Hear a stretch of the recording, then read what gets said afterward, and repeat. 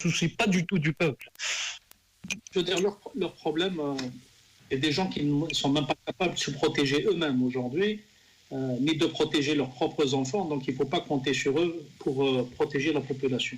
La question, et pourquoi je le dis, parce qu'un régime qui n'est pas capable de construire un système de santé pour se soigner lui-même, pour soigner ses propres membres, c'est un régime preuve en est, s'il en fallait, c'est qu'aujourd'hui, il se retrouve dans une situation extraordinairement inédite, puisque eux qui avaient pour habitude d'aller se soigner à l'étranger vont pour la plupart, à moins d'être le chef de l'État ou le chef des peut-être, mais à d'autres niveaux, que ce soit les principaux généraux ou les ministres, ils seront incapables d'être transférés à l'étranger parce que dans la plupart des hôpitaux occidentaux, ils ne vont pas les accepter, faute de place. Aujourd'hui, on le sait.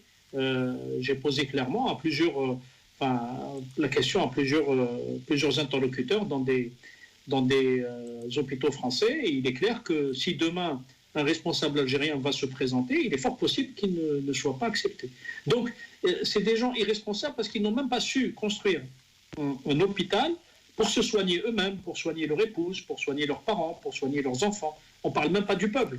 Donc des gens qui n'ont pas cette responsabilité-là pour se protéger eux-mêmes et qui ont pris l'habitude d'aller se soigner à l'étranger comme si leur vie était ailleurs, d'envoyer leurs enfants étudier à l'étranger, comme s'il ne fallait pas construire là aussi un système éducatif digne de ce nom. Donc finalement, cette va être un extrême révélateur, malheureusement, ça sur le plan politique, en espérant évidemment qu'il y ait le moins de victimes possibles dans la société.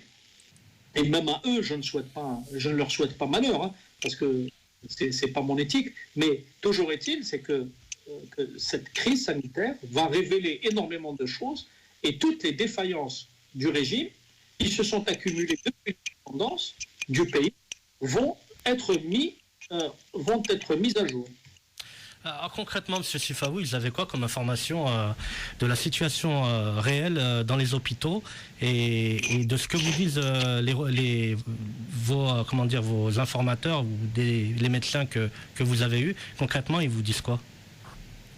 Alors, d'abord, la réalité, c'est que personne n'est en mesure aujourd'hui d'avoir une mesure claire de la situation en Algérie. Aucun des médecins, et j'en connais, j'ai plusieurs sources là-bas, je veux dire, je n'exagère pas, c'est au moins une vingtaine de personnes avec lesquelles je discutais avant le mois de mars, mais depuis le mois de mars, il y a beaucoup de médecins qui sont rentrés en contact avec moi quand ils ont vu que je commençais à tirer la sonnette d'alarme à partir de début mars, et donc j'échange avec énormément de médecins qui sont sur le terrain, qui sont au quotidien sur le terrain. La première chose est la suivante. C'est pour ça que j'ai commencé dans mon intervention à vous dire qu'ils avaient la possibilité d'anticiper, ils avaient toutes les informations, ils ont même ils ont conçu un plan de riposte, de prévention. Je l'ai récupéré, je vais peut-être publier des extraits demain. Donc sur le papier, tout est formidable, sauf qu'en théorie, tout est formidable, comme souvent, comme toujours, je dirais en Algérie. Sur papier, en théorie, tout est très bien, mais dans la pratique, rien ne fonctionne. Alors je vais vous donner quelques éléments. Quand j'ai commencé à avoir des informations sur la diffusion du Covid-19 en Algérie, les premiers médecins ont commencé à me dire qu'ils voyaient dans leur cabinet ou dans les hôpitaux des gens venant avec des symptômes évidents, mais qui n'avaient pas de possibilité de leur faire passer des tests. Donc, tous les médecins le confirmeront. Moi, encore une fois, je ne suis pas médecin, je ne suis pas en train de parler d'un domaine qui n'est pas dans mon champ d'expertise. En revanche, je répète mot pour mot ce qu'on me dit depuis maintenant plus d'un mois. Il y a 3 types, en gros, de profils. Il y a ce qu'on appelle les gens contaminés qui sont asymptomatiques, c'est-à-dire des gens qui ont le virus, mais chez lesquels aucun symptôme. Ça concerne notamment les enfants et des jeunes, les plus jeunes, moins de 20 ans. Donc, ils peuvent être contaminants, ils peuvent faire diffuser le virus sans apparaître comme des gens malades.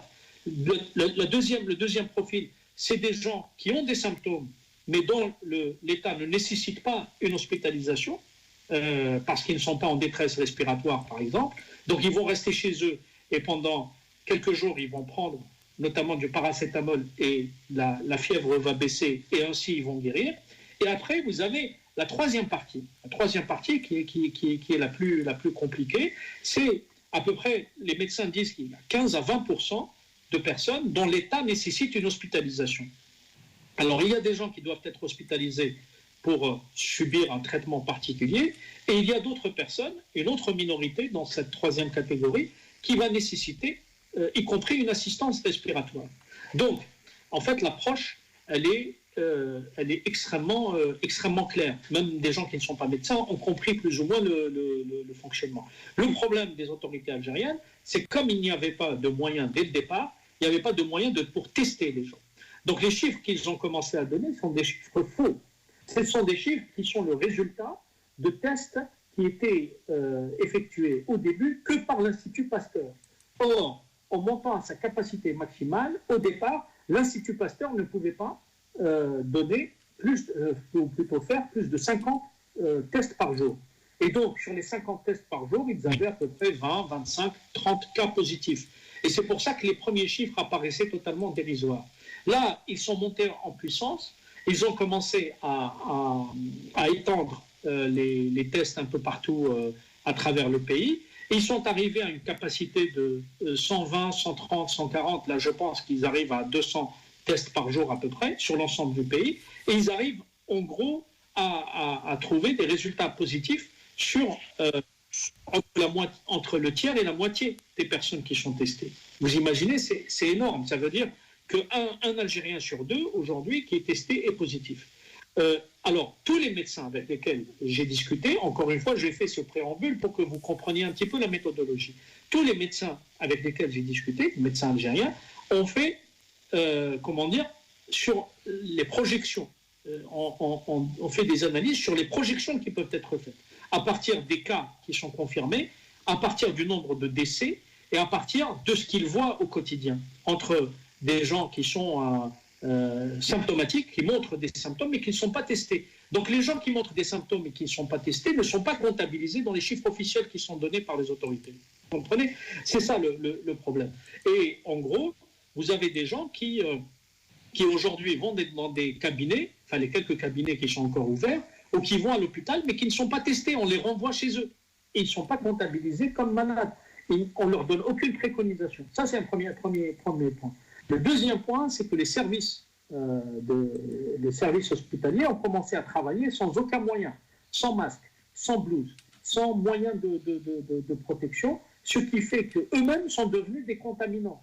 Et c'est pour ça qu'on a un certain nombre de médecins qui ont été contaminés. C'est pour ça qu'il y a beaucoup de médecins, je ne cautionne pas, parce que je trouve que c'est totalement contraire au serment d'Hippocrate, et c'est complètement lâche, je dis le mot. Il y a beaucoup de médecins qui ont arrêté de travailler, qui ont fait de faux certificats médicaux pour se faire passer pour des malades, pour se cacher chez eux. Et ça, c'est complètement scandaleux et inacceptable, parce que pendant qu'ils se préservent, il y a le peuple algérien qui est en train de mourir, ou il y a des gens qui sont en train de mourir dans les hôpitaux. Il y a surtout certains de leurs collègues qui se retrouvent complètement débordés. Donc le deuxième point, c'est que le système de santé algérien n'a donné aucun moyen aux praticiens, au personnel de santé pour qu'ils puissent faire face à l'épidémie. Troisièmement, c'est que vous avez des scandales qui vont un jour être révélés et qui m'ont été rapportés. Le premier hôpital qu'on a préparé pour accueillir les gens atteints de la pandémie, ça a été l'hôpital militaire de Aïn Nadja. Et ça, c'est inacceptable. Je sais que même des ventilateurs ont été sortis, des ventilateurs en bon état ont été sortis des hôpitaux algérois pour les emmener à Aïn Nadja. Deuxième chose, contrairement à ce que dit le ministre, je le mets au défi. Il ment. Voilà, je le dis publiquement. Il faut que tout Algérien sache que le dit ministre algérien de la Santé est quelqu'un qui est en train de mentir aux Algériens. Il ment parce que l'aide chinoise est partie principalement à Aïn Nadja. Et même si Tebboune dit le contraire, je le dis aussi, Tebboune ment. Parce que tous les caciques du régime savent pertinemment que ces aides chinoises sont parties principalement aux hôpitaux militaires. D'ailleurs, même les combinaisons, c'est dire le misérabilisme, les combinaisons qui ont été ramenées par comment dire, l'équipe chinoise, la plupart des combinaisons ont été partagées entre les classiques du régime. On a vu le Premier ministre allant rendre visite à l'hôpital de Blida avec la tenue que met un médecin en salle de réanimation. C'est pour vous dire à la fois le misérabilisme et le niveau de ces gens-là. Pourquoi un ministre, on a vu dans aucun pays, ni en France, ni en Grande-Bretagne, ni aux États-Unis, un ministre se déplaçant avec la combinaison d'un médecin. Les gens mettent des masques, ils mettent des gants, ils ne mettent pas la combinaison d'un médecin. Tous les médecins vous diront, ce sont des combinaisons que mettent des professionnels de santé dans des services de réanimation. C'est même pas vous allez dans un hôpital parisien ou dans un hôpital à Lyon, vous n'allez pas trouver des gens mettant ces combinaisons. Vous allez trouver ces combinaisons dans des services de réanimation. Parce que c'est des services qui sont effectivement extrêmement délicats et qu'il faut préserver de toute, je dirais, de toute nouvelles bactéries, etc. Bon, donc, si vous voulez, le problème, c'est qu'aujourd'hui, tous les médecins avec lesquels je parle font des projections et disent, à l'heure où on parle, on est la nuit du 4 au 5 avril 2020, la nuit du 4 au 5 avril 2020, les chiffres que j'ai me disent qu'il y a au moins 20 000 personnes infectées en Algérie. Et sur le nombre de décès, aujourd'hui, le régime algérien dit une centaine. Moi, mes sources me disent qu'il faut multiplier par 4 le nombre de décès. Et voilà, tout ça est cohérent avec les modélisations qui sont faites en Occident sur les courbes. Au départ, moi j'avais alerté sur ça. Au départ, c'était quelque chose, si la situation n'était pas dramatique, on en aurait ri parce que c'était complètement comique. On se rendait compte, quand j'ai commencé à observer la progression des chiffres en Algérie, on se rendait compte qu'en arrivant en Algérie, le virus devenait moins contagieux, il devenait moins dangereux, que le taux de guérison en Algérie était le plus élevé au monde, mais qu'en même temps, le taux de mortalité était le plus élevé au monde. C'est-à-dire qu'on atteignait des chiffres qui étaient totalement incohérents. Et c'est comme ça que j'ai commencé à alerter au départ, en disant attention, on vous dit que quand il y avait, en vérité, quand le régime disait qu'il y avait 40 ou 50 cas, en vérité, il y avait 700 ou 800 cas. Et c'est pour ça que j'ai commencé à tirer la sonnette d'alarme. Mais il y a beaucoup d'Algériens qui n'ont pas compris. J'ai même été insulté, etc. Mais c'est pas grave. Je suis habitué. Le problème n'est pas là. Le problème, c'est que vous avez une société qui est totalement endoctrinée par la superstition, par le fanatisme, mais aussi par le discours nationaliste du pouvoir, qui lui fait croire que tout ce qui vient de l'étranger, y compris quand c'est produit par des gens qui ont une origine algérienne et qui sont encore attachés à ce pays, même si on leur dit des choses qui sont dans leur intérêt, ils s'en méfient. Donc c'est pour vous dire l'état aujourd'hui, enfin de certains en tout cas, l'état de la société algérienne. Voilà en gros comment je résumerai la situation sanitaire. Mais encore une fois, moi ce que je vous suggère, c'est d'essayer de trouver un moyen de faire témoigner, même anonymement, parce qu'ils sont persécutés aujourd'hui, les médecins qui parlent. Il faudrait faire témoigner, ne serait-ce anonymement, les professionnels de santé, médecins, infirmiers, pour qu'ils racontent la réalité. Un dernier point. Il y a 3 jours, j'ai échangé avec un médecin que je ne connaissais pas. Il m'a parlé de son expérience, de ce qu'il voyait, et donc, je vais citer, sans donner trop de précision, mais en tout cas, un hôpital en Kabylie. Voilà, un hôpital quelque part en Kabylie. Tout un service a été contaminé, mais la direction de l'hôpital a refusé de les mettre en congé et leur a interdit de dire qu'ils étaient contaminés. C'est-à-dire qu'on les a obligés à continuer de travailler tout en étant contaminés. Donc c'est des gens, en fait, c'est des médecins qui sont contaminés et qui peuvent contaminer d'autres personnes, qui peuvent eux-mêmes avoir des problèmes de santé, mais malgré ça, le pouvoir ne veut pas prendre en compte cet élément. Je vous passe évidemment d'autres détails, des gens qui ont témoigné sur les réseaux sociaux quant à la prise en charge catastrophique, même sur le plan humain. C'est totalement catastrophique. On dit aux gens, venez payer l'ambulance pour venir prendre vos morts. Vous ne pouvez pas aller les enterrer à plus de 2. Donc il y a 2 personnes le défunt. Et vous avez aujourd'hui des témoignages de gens qui vous racontent, lorsqu'ils vont à la morgue pour récupérer leur proche qui est décédé, les gens de la morgue ne veulent pas les aider à sortir la dépouille. Donc c'est pour vous dire à quel point la situation est catastrophique sur le plan évidemment sanitaire, mais sur le plan psychologique. Les gens ont peur. C'est un régime qui ne rassure pas. Ces responsables, comme c'est des menteurs, ils ne sont pas crédibles. Donc je pense que même la situation psychologique de la société aujourd'hui, le régime va finir par payer ce qu'il est en train de créer lui-même. Et je pense que les quelques soutiens dérisoires qu'il avait encore vont finir par se retourner contre lui parce qu'il a, à cause de cette pandémie, d'une certaine façon plus tard on dira grâce à elle, il va perdre le peu de crédibilité qui lui restait auprès, y compris de ses partisans.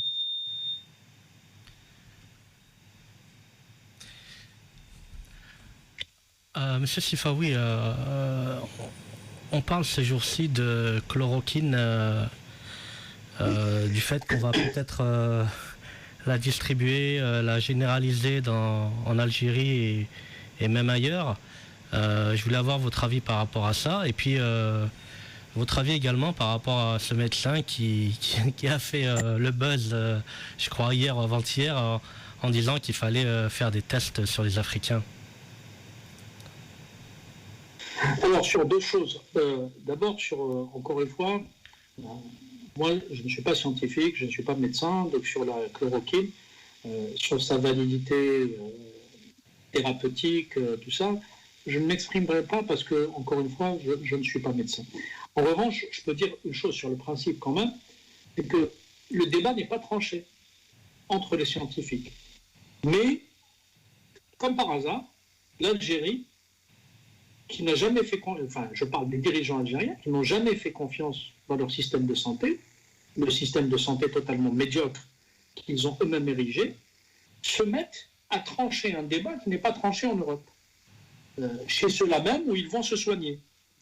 Donc bon, moi je trouve que c'est irresponsable. Pourquoi c'est irresponsable? Parce qu'il y a des procédures d'habilitation pour pouvoir administrer un protocole thérapeutique.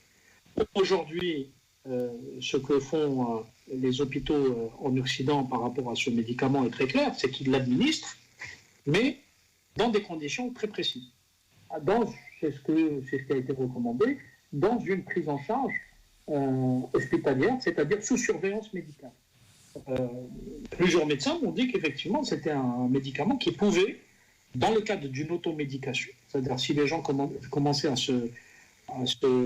s'ériger médecin et à s'auto-prescrire la prise de ce médicament, il pouvait devenir dangereux. Il appartient au régime algérien d'assumer ses responsabilités.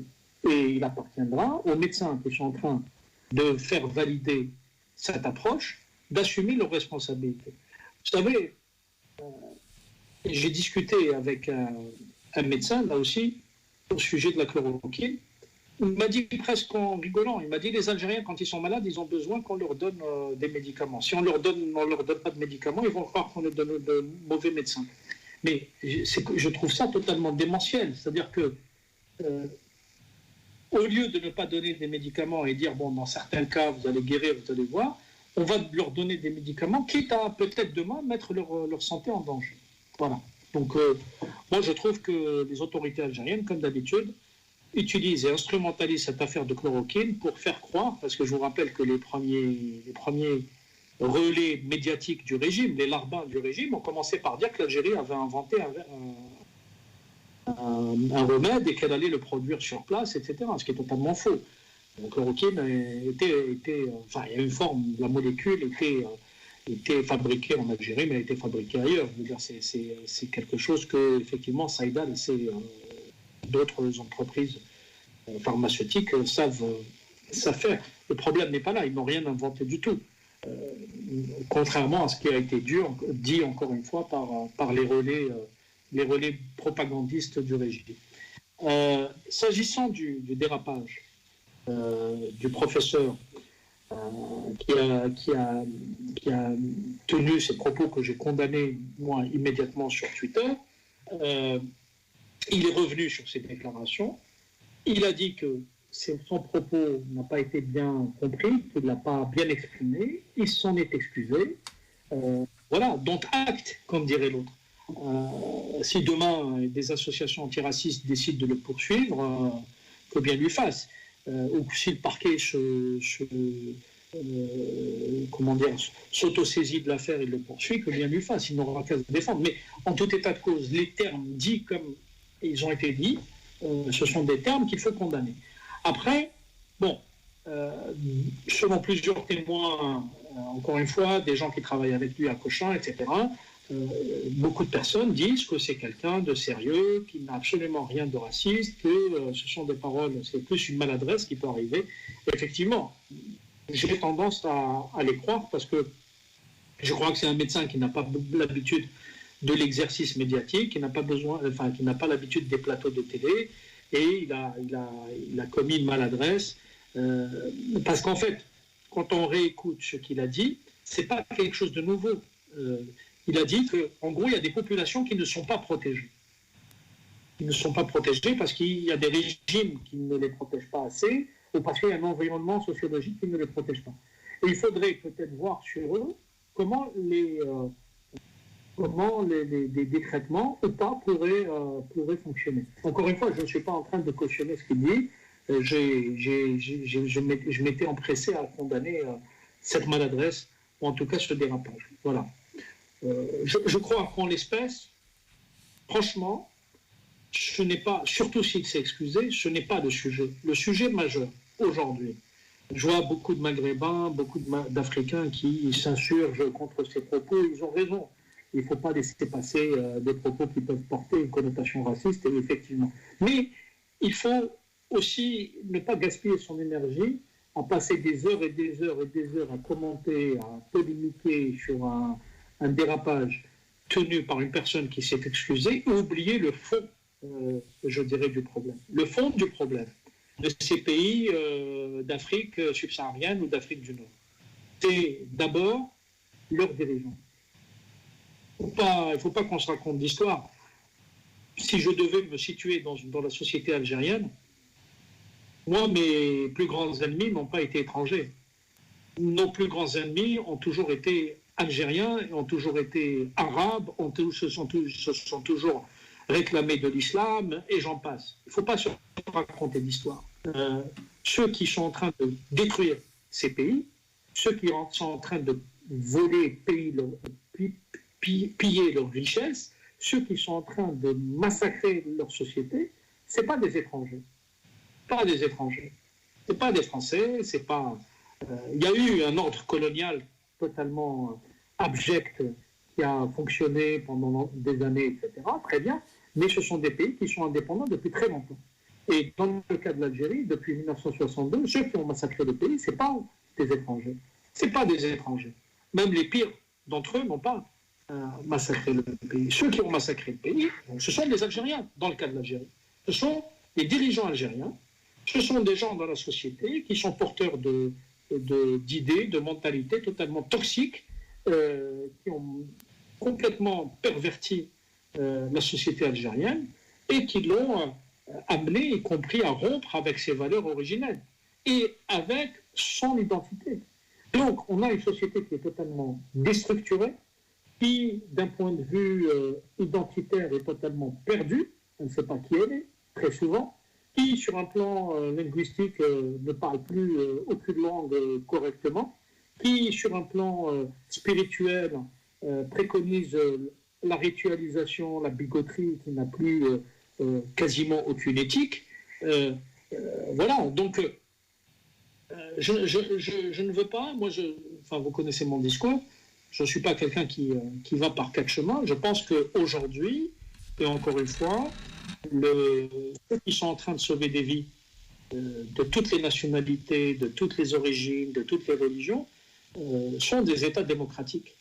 Ceux qui sont en train de jouer avec la santé et la sécurité de leurs citoyens Dans le cas du continent africain, ce sont des dirigeants africains, ce sont des dirigeants nord-africains.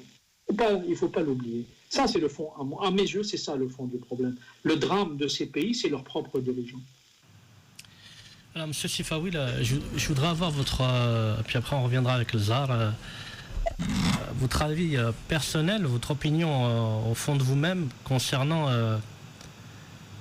cette pandémie. Est-ce que vous pensez, vous, en tant que journaliste, en tant qu'écrivain, est-ce que vous pensez que cette pandémie a été de toutes pièces montée? Est-ce que c'est un nouveau monde ou des nouveaux rapports qui vont s'installer après cette pandémie? Est-ce que des puissances comme la Chine vont tirer leur épingle du jeu quand on voit qu'elle est en train de financer, d'aider et d'apporter leur aide à des pays comme l'Italie, comme l'Algérie et autres? Est-ce que vous pensez qu'on est quelque part dans un affrontement entre les grosses puissances et malheureusement ceux qui vont payer, bien sûr, c'est les gens d'en bas? Votre avis personnel, est-ce que c'est vraiment une maladie qui a été orchestrée ou un virus qui a été orchestré et balancé comme ça? Ou alors est-ce que c'est vraiment le fruit du hasard et que voilà, il y a quand même des gens qui vont le payer lourdement? Je crois que c'est véritablement le fruit du hasard. Voilà. Il ne faut pas non plus... Il y a la théorie du complot, tout ça, on en parle beaucoup. Il y a eu beaucoup d'émissions, il y a beaucoup de...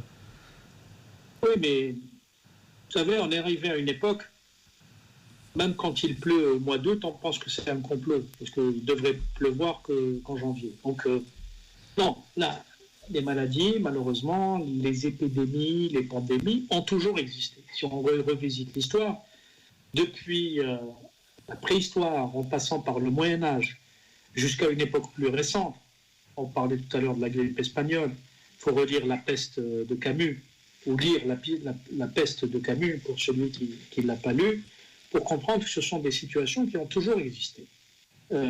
Notre génération, il y a même 3-4 générations qui n'ont pas connu, plutôt 2 générations, qui n'ont pas connu les périodes de pandémie et d'épidémie. Et d'ailleurs, c'est ce qui déstabilise beaucoup de sociétés modernes, démocratiques, à mon sens, parce qu'elles ne sont pas habituées à être confrontées à d'aussi grandes difficultés. Depuis la fin de la guerre froide, l'Occident a cru qu'il n'y avait plus aucun risque sur rien du tout. Alors, il y a parfois le terrorisme qui vient rappeler qu'on ne vit pas dans un monde paisible. Il y a parfois quelques guerres qui viennent rappeler qu'on n'est pas dans un monde pacifié. Et cette fois-ci, il y a eu cette affaire d'épidémie qui s'est transformée en pandémie, donc qui a touché tous les pays. Je ne pense pas que ça soit fomenté pour plusieurs raisons. D'abord, pour qu'il y ait un complot, il faut qu'il y ait des signaux qui pourraient laisser croire.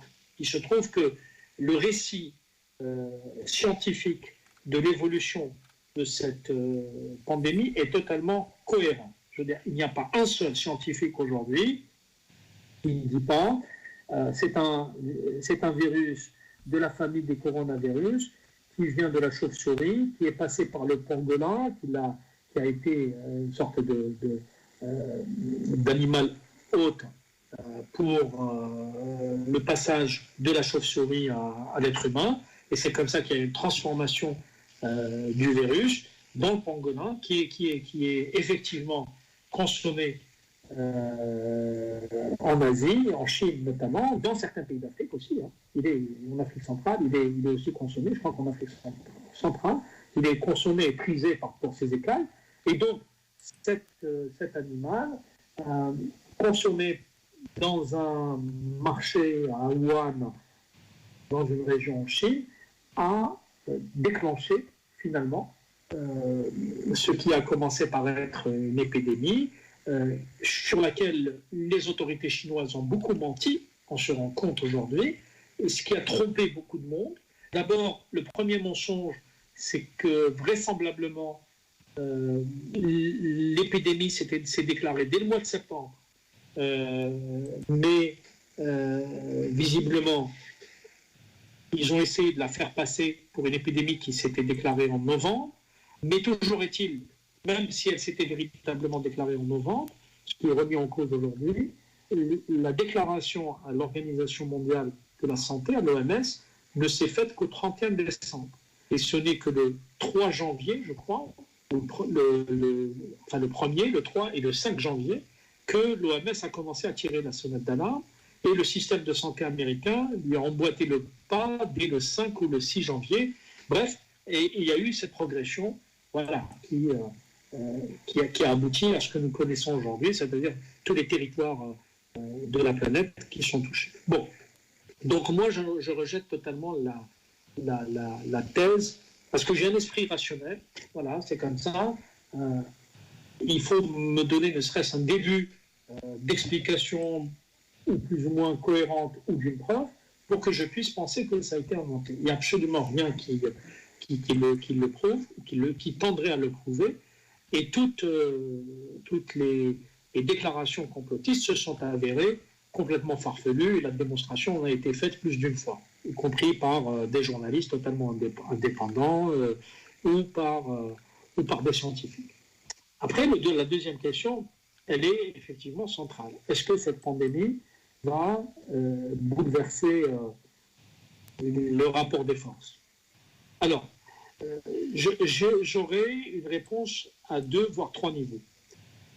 Premièrement, ça dépend du bilan final. Ça dépendra beaucoup du bilan final. Si chaque État aura à subir entre 10 et 20 000 morts, la chose ne va pas créer des bouleversements. Je vous rappelle qu'en 2003, en France, il y avait 15 000 morts. La société ne s'est pas, à cause de la canicule, la société ne s'est pas transformée. Il va y avoir un choc terrible, effectivement, des moments de deuil, de tristesse.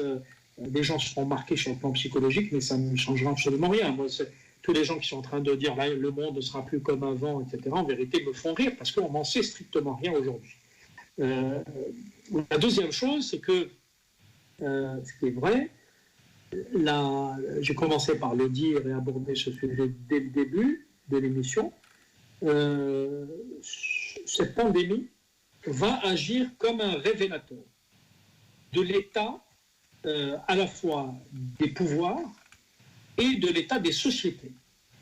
Alors, sur l'état des pouvoirs, la pandémie va évidemment mettre face à leurs contradictions ceux qui, comme Donald Trump, par exemple, ont largement minimisé la dangerosité de la pandémie.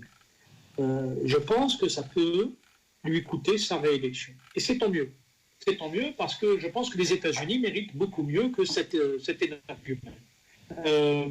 Ensuite, les États les plus sérieux, même s'ils sont impactés durement par la crise, je pense notamment à l'Espagne, à l'Italie et évidemment à la France, ce sont des États qui ont la capacité d'absorber des chocs comme ça si le niveau, je dirais, de mortalité reste à un niveau, entre guillemets, acceptable, tolérable, et si le citoyen voit que tous les moyens sont mis en place. C'est pour ça qu'il y a la question de la transparence, c'est pour ça qu'il y a des polémiques en France sur, évidemment, la transparence ou pas, qui est préconisée par les pouvoirs publics pour à la fois prendre en charge la pandémie et rassurer la société. Et de toutes les mesures qui ont été prises ou pas pour limiter, limiter la casse. Maintenant, il y a une troisième catégorie de régimes. C'est les régimes antidémocratiques, les régimes autoritaires. Et là, ça peut être catastrophique pour certains pays. Et je pense là aussi à l'Algérie. Pourquoi? Parce que vous avez une situation de tension. Prenons le cas de l'Algérie très précisément. Vous avez un régime qui est illégitime. Vous avez un président qui n'a été élu par personne, qui a été installé par un régime militaire, qui, au mépris des revendications populaires, ont voulu faire pérenniser un système de gouvernance qui a montré à la fois ses limites, mais qui a montré à quel point il était inopérant et inefficace. Et donc, malgré ça, le régime s'entête dans une sorte de fuite en avant, à essayer à ne pas écouter, à essayer à tout faire, à déployer tous les moyens pour ne pas écouter les aspirations du peuple algérien. Alors, si il y a une catastrophe, ce que je ne souhaite évidemment pas, mais s'il y a une catastrophe, je pense que la population va réviser un certain nombre de positions qu'elle avait exprimées pendant 12 mois, depuis février 2019 et le début de la contestation populaire. Rappelez-vous, on avait fait une émission ensemble, il y a quelques mois, et je vous avais dit, mon sentiment, même s'il n'est pas partagé, il faut, et je vous avais dit qu'il fallait radicaliser, entre guillemets, un petit peu la contestation. Il ne fallait pas que ces marches se transforment en moment de détente folklorique, un vendredi après-midi, comme s'il fallait au peuple un exutoire pour qu'il crie ses slogans et qu'il rentre chez lui. Je crois que si la crise sanitaire crée une catastrophe au niveau du taux de mortalité, à mon avis, la population risque, je dirais, de le payer, de réagir très très mal et de faire payer finalement au pouvoir, peut-être d'une manière moins pacifique, son entêtement et son mépris, mais aussi son incompétence. Après, il y a, je dirais, un autre élément, c'est ce qui est démontré aussi par les atermoiements du régime et sa façon de gérer la crise. Pourquoi, à votre avis, et on l'a dit tout à l'heure, le régime ne peut pas véritablement créer une situation de confinement total? Donc, regardez l'équation et le serpent qui se mord la queue. Si vous ne faites pas un confinement total, vous allez avoir une contamination beaucoup plus large, et plus la contamination est large, plus le taux de mortalité sera grand. C'est-à-dire que, en gros, on vous dit qu'il y a 2-3% dans les pays sous-développés qui vont mourir, des personnes contaminées. Donc plus, c'est un pourcentage, plus les gens seront contaminés, plus les 3%, en termes de chiffres, vont représenter quelque chose d'énorme. Donc 3% de 1000 personnes, c'est pas comme 3% d'un million de personnes. Et 3% d'un million de personnes, c'est pas comme 3% de 10 millions de personnes. Donc, en gros, si le régime assure un confinement total, les gens vont avoir besoin de manger, ils vont avoir besoin de travailler. Ça a été dit tout à l'heure par notre ami. Ils vont avoir besoin, une fois que leurs économies auront fondu, ils seront obligés de braver, y compris l'interdit, et de sortir pour aller chercher leur gagne-pain. Donc, d'une certaine façon, le régime est piégé. Mais aussi, je ne m'en réjouis pas parce que le régime étant piégé, la société algérienne est piégée. Le peuple algérien est piégé aujourd'hui. Si le confinement n'est pas total, la contamination va se poursuivre. Et si le confinement est total, il va y avoir une explosion sociale. Et en vérité, regardez le calcul du régime est très simple. C'est qu'il préfère qu'il y ait une contamination plus grande qu'une explosion sociale. Et c'est pour ça qu'il lève dès demain les confinements et qu'il fait ce confinement très partiel. Moi, c'est l'analyse que je fais. L'analyse que je fais, c'est que le régime préfère sacrifier une partie de la population aujourd'hui. Il aura toujours le temps de convoquer la fatalité, etc. Et d'ailleurs, Tebboune avait commencé dans sa pseudo-interview avec les 3 pseudo-journalistes à dire al-qada ou al-qadar, invoquer le fatalisme, etc. Oui, pour les gens, je sais que c'est important, on meurt parce qu'un jour, probablement, une force l'a décidé, peut-être la biologie, mais on peut aussi avoir la vie sauve si on a un système de santé efficace. Il ne s'agit pas de braver la mort. Personne ne peut braver la mort. Et c'est tant mieux. Mais la question aujourd'hui qui se pose, c'est qu'il y a des cas qui auraient pu être sauvés si la situation sanitaire, si le système de santé était meilleur et efficace et opérationnel. Il se trouve que dans le cas d'espèce, le système de santé algérien va sauver à travers Ain Nadja et le matériel apporté par les Chinois les plus privilégiés et leur clientèle. Et plus vous allez vous éloigner de ces centres de décision, plus vous allez être livré à vous-même ou vous retrouver dans des hôpitaux mouroirs type Boufarik, Blida et voire ailleurs à Tlemcen, où la situation est aussi très délicate. Donc, je cite, pardon pour toutes les régions que je n'ai pas citées, il y en a beaucoup d'autres, du côté de Constantine, il y a dans le sud du pays, parce qu'il ne faut pas oublier aussi les populations, dans le sud du pays, on n'en parle jamais. C'est comme si ce n'étaient pas des Algériens, comme s'ils n'existaient pas. Ces gens, les Algériens du sud du pays, sont aussi plus gravement livrés à eux-mêmes parce qu'ils n'ont quasiment même plus de relais qui pourraient faire entendre leur voix et faire état des difficultés qu'ils rencontrent. Donc, il faut aussi qu'on pense à toutes les régions du pays. Il y a tous les Algériens qui sont en train de souffrir de cette situation. Il y a l'angoisse qui est généralisée. Les gens ont véritablement peur, et on le voit, et ils ont raison. Et moi, je voudrais vraiment que mon message soit compris. Je ne suis pas là pour leur faire peur, et je ne suis pas là, contrairement à ce que dit le régime, je pense que la majorité des gens qui tirent la sonnette d'alarme ne sont pas là pour faire peur aux gens, mais pour les sensibiliser sur trois choses que je veux rappeler. Premièrement, il faut qu'ils soient disciplinés pour éviter la contagion, pour se préserver eux-mêmes et préserver leur famille. Il faut qu'ils adoptent les gestes qui est appelé en Europe les gestes barrières, c'est-à-dire se laver les mains, ne pas se faire la bise, ne pas se serrer la main, etc. Je sais que l'Algérien est très tactile, il faut qu'il fasse attention, et il faut que sur le plan d'hygiène, ça soit impeccable, il faut que la maison soit désinfectée de façon, je dirais, régulière. Et troisième chose, il faut adopter les gestes de confinement le plus possible. Donc les gens qui ont des enfants, il faut qu'ils les retiennent à la maison, même si c'est difficile. Les jeunes, il faut qu'ils restent chez eux. Les gens qui ne sont pas obligés de sortir pour aller travailler, il faut qu'ils restent chez eux. Le moins de contact possible permettra, je vous assure, de sauver des vies. Et donc la responsabilité et le civisme dont doivent faire preuve les Algériens, c'est un peu comme au début des manifestations populaires.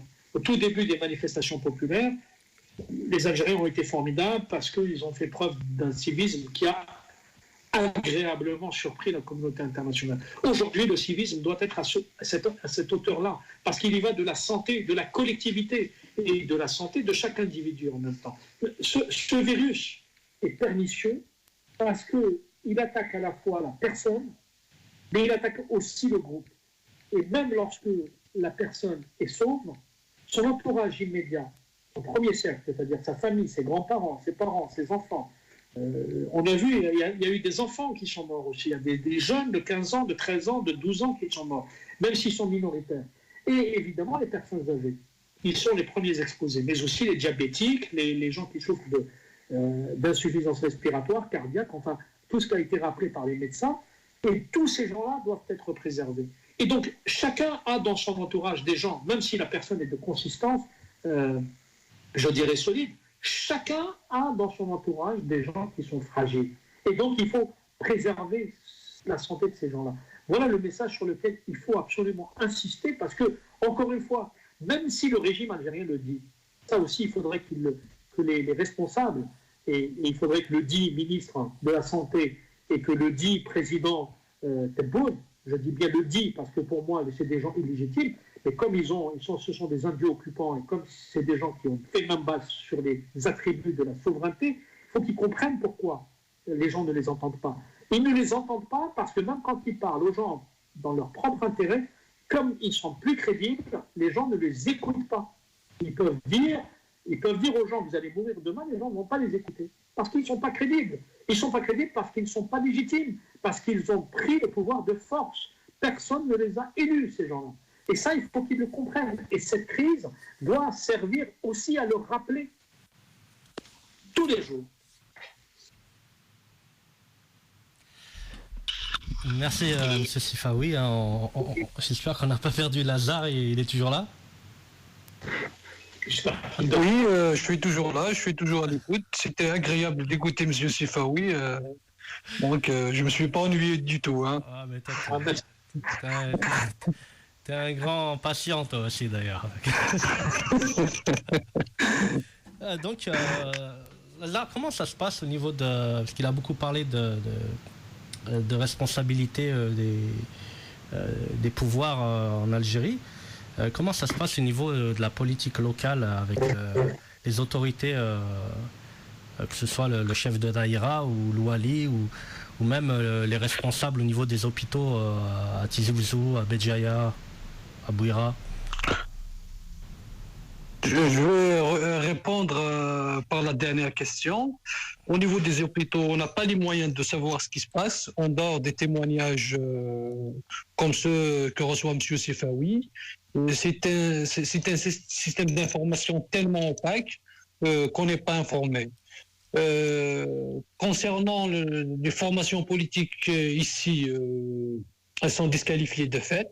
Du moment surtout que le Hirak était dans un élan de mobilisation, c'était pour lui difficile de se ralentir.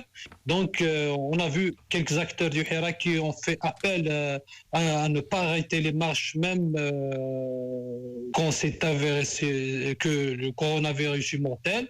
Donc, quelque part, les formations politiques ou bien elles se sont disqualifiées par elles-mêmes. Par contre, ici, on voit les comités de village, ils s'organisent avec les maires beaucoup plus, mais au-delà, ils ne dépassent pas la mairie dans la question d'organisation. Donc les chefs d'aïra ou bien les walis ne sont pas du tout contactés, ils ne sont pas au courant de ce que font les villages en dehors des mairies. On voit récemment, il y a une coordination de comités. Par exemple, chez nous, la commune de Akvir, on a vu que tous les comités des villages se sont organisés en un seul comité pour essayer de gérer cette crise. On a vu également qu'il y avait une grande réunion du côté de Iflissine. Tous les comités de village de la région d'Iflissine se sont rencontrés et ont discuté avec des docteurs, des médecins. Et c'était une première par rapport à ce problème de coronavirus. C'est une première en Kabylie depuis... je peux dire depuis les événements de l'Arache, depuis les événements de l'Arache, on n'a pas vu des coordinations de comités de village comme celles qu'on voit aujourd'hui. L'initiative de faire appel aux médecins pour vulgariser et pour expliquer les procédures de protection, on a vu qu'elles se sont multipliées dans plusieurs villages. Où les médecins ont utilisé carrément les haut-parleurs des mosquées pour vulgariser un peu le virus, les méthodes de transmission, etc. Alors, une question. Pourquoi cette région des Philistines est beaucoup plus touchée que les autres régions? Est-ce qu'il y a un élément de réponse des médecins Je ne vais pas trop m'aventurer sur ce terrain du moment qu'on n'a pas les moyens nécessaires pour faire les études. Mais bon, d'après les échos qu'on reçoit, les gens nous disent que c'est une région touristique, donc forcément le virus est venu par des touristes qui sont venus de l'étranger ou bien des immigrés qui reviennent souvent chez eux. Mais je pense pas que c'est l'explication. Ici, c'est à prendre avec des pincettes. Voilà. Ça continue, il va nous falloir un visa pour venir dans nos villages. Là. Un peu plus que ça.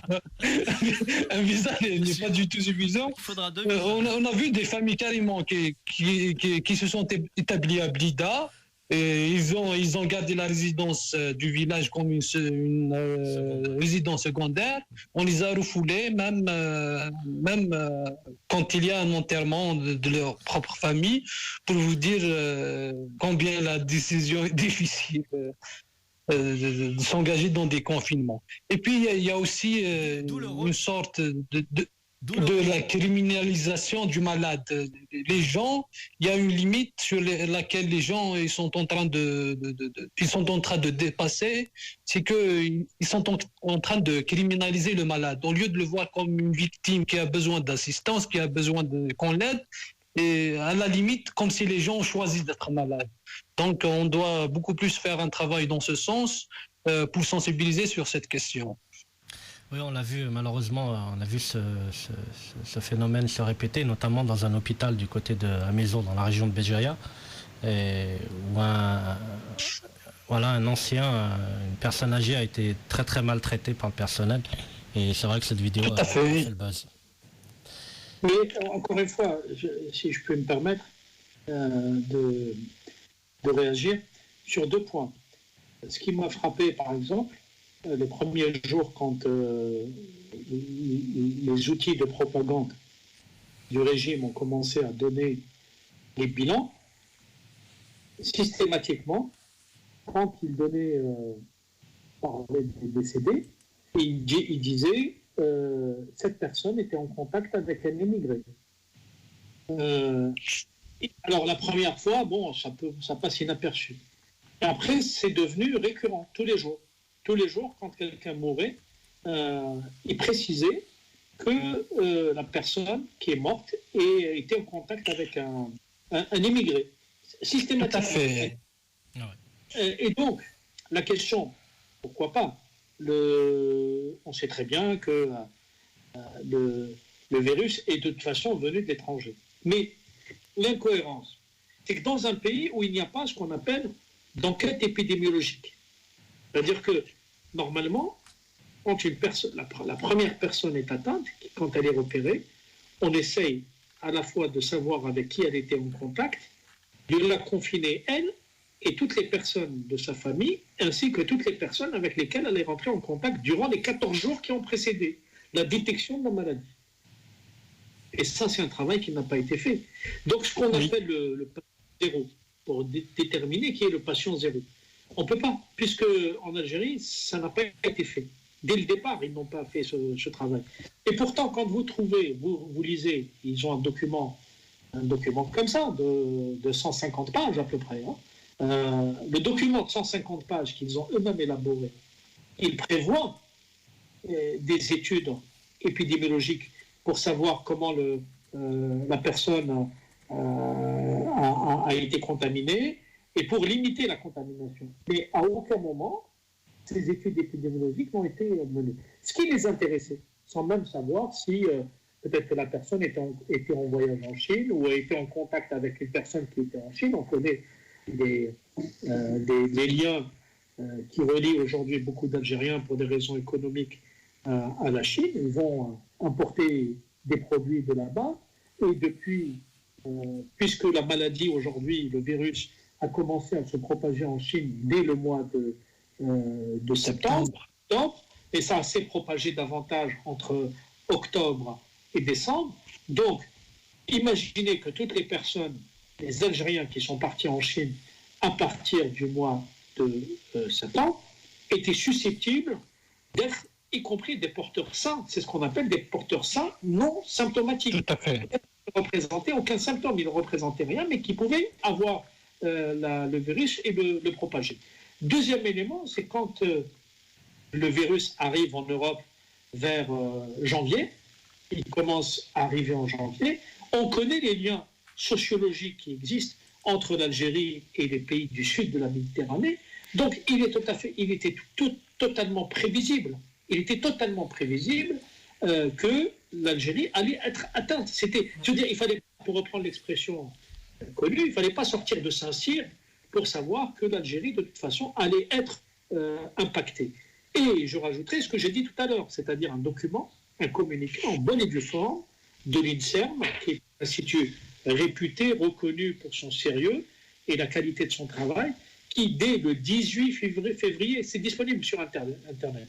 Vous allez trouver l'article, le communiqué est disponible sur le site de l'INSERM, et il dit clairement l'Afrique du Sud, l'Égypte et l'Algérie vont être les portes d'entrée du coronavirus en Afrique. Tout à fait. Donc, une fois qu'on vous dit ça, une fois que vous avez toutes les organisations internationales qui vous disent les choses, vous avez l'alerte de l'OMS, vous avez les pays avec lesquels vous avez des relations sociologiques, c'est-à-dire vous avez des immigrations, vous avez des liens économiques, vous avez tout ce qu'on veut, des gens qui partent, qui reviennent, etc. C'est difficile de prévoir et d'imaginer et de mettre le pays véritablement en état d'alerte sanitaire, pour être prêt à faire face à la situation. Et en vérité, rien n'a été fait.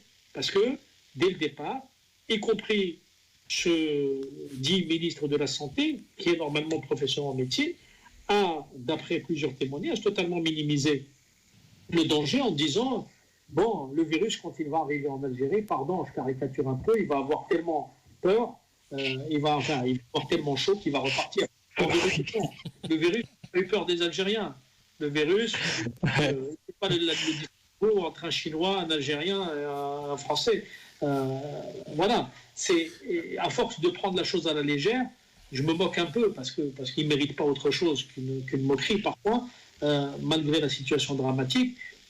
Ils ont complètement minimisé la chose en disant bon, en Algérie, il fait 22, 23 degrés au mois de mars et au mois d'avril. Le virus va avoir trop chaud, il va repartir. Non, c'est pas comme ça que ça se passe.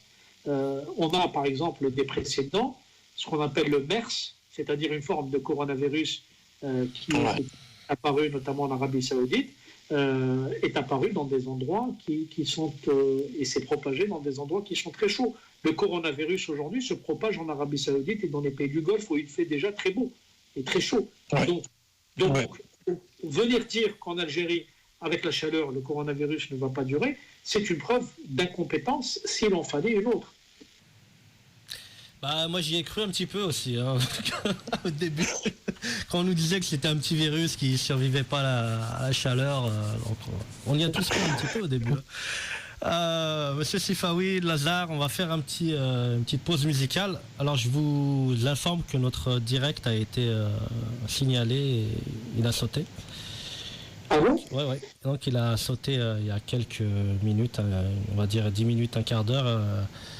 Voilà, il a été signalé, donc il n'existe plus sur les pages où on l'a partagé. Donc les gens nous écoutent encore sur les plateformes YouTube, sur Facebook, sur le site de Radio Canu. Mais voilà, on va relancer un direct là, le temps d'envoyer. On a été attaqué en force. En force, ouais. En force, parce que là, j'ai rien compris, ça a sauté comme ça sous mes yeux et on m'a dit que le direct n'existait plus et qu'il a été signalé. Voilà. Un message, le direct. Voilà, donc on fait une petite pause musicale, je vous retrouve dans 5 minutes, le temps d'écouter une petite chanson. Allez, merci. Ok.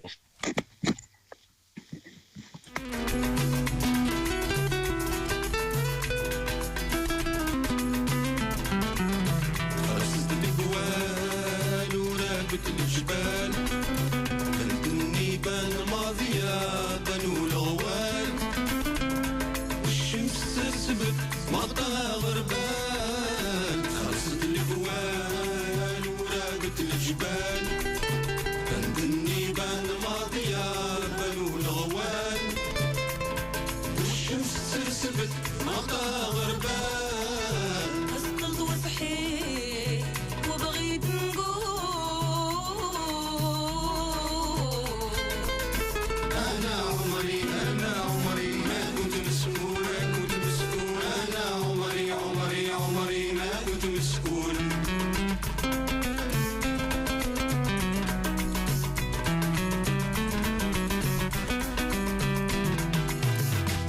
عودي صبت ومربوط العنكبوت كشرت وسدت الخيوط وبكت رايح جاي من الفوت للفوت سرج عودي